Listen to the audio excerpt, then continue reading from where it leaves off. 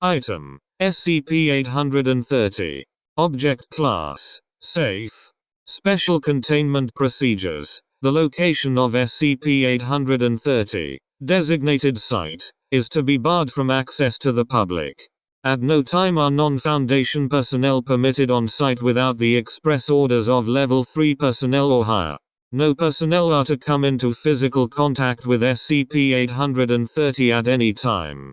To heighten site morale, anyone communicating with SCP-830 is to have a safety line and a designated marksman on hand to terminate the communicator in case of incident.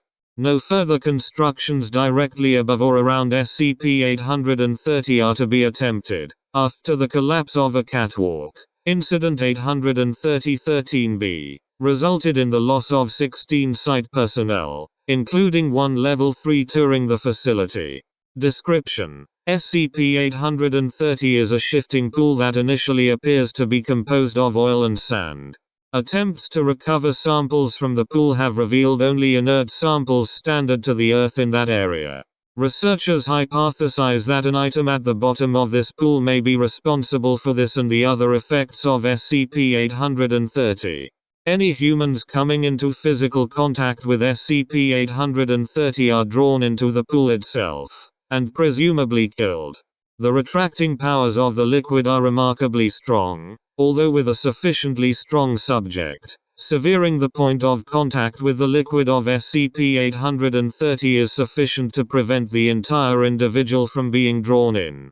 Inanimate objects do not appear to be affected by this quicksand effect. Individuals drawn into SCP-830 may be contacted by standing within 8 meters of the pool. For the safety of designated communicators, closer than 6 meters is not recommended. Distorted but recognizable faces of those consumed by SCP-830 will form upon the surface, one by one.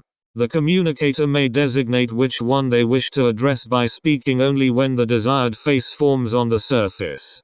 This may take some time, as it is estimated that SCP-830 has consumed in excess of 800 individuals in the span of its existence. Communicators should be trained extensively in human psychology and interrogative techniques. Chief characteristics of the faces of SCP-830 include remorse or regret for the actions directly leading to their consumption by SCP-830, and complaints of excruciating pain. It is extremely difficult to change the subject when communicating with a face of SCP-830.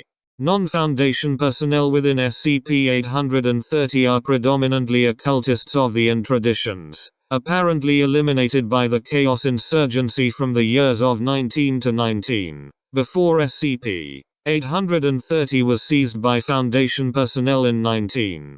Translators are on site for any volunteers wishing to communicate with these faces. Although prolonged exposure to SCP-830 has severely diminished their communicative ability, most faces from this period are incoherent or disjointed in their speech patterns.